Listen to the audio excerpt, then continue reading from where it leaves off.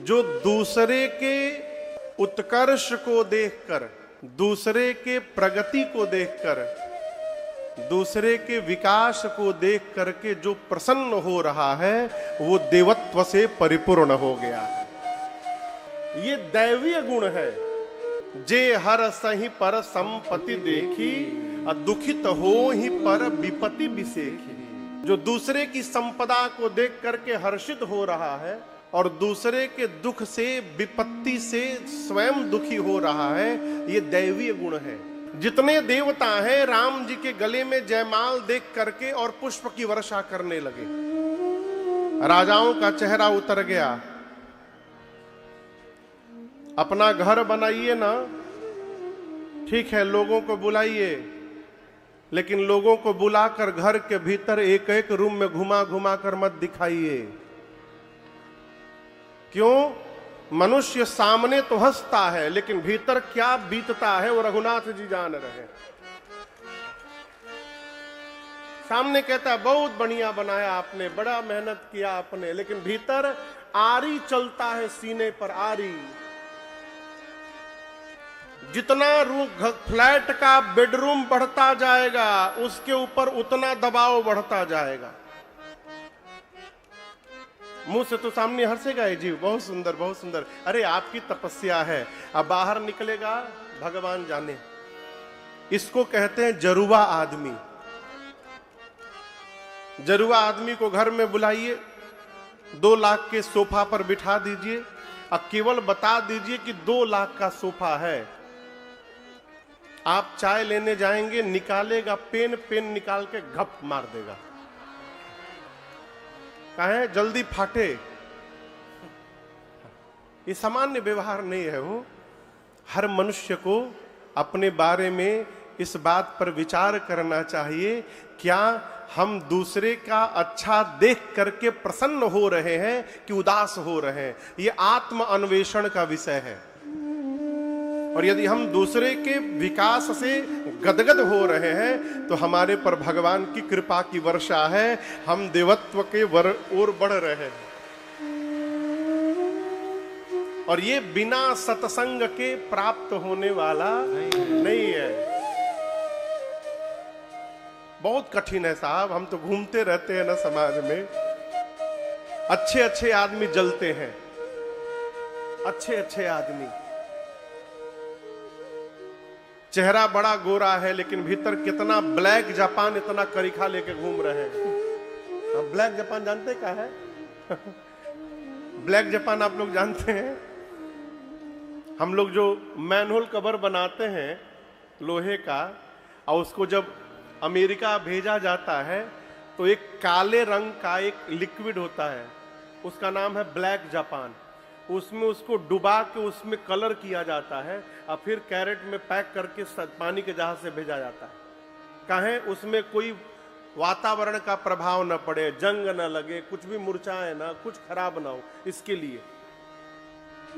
तो वहां तो बेचारे के ऊपर ब्लैक जापान लगा है, यहां आदमी भीतरी ब्लैक जापान लेके घूम रहा है। इससे अपने को बचाइए।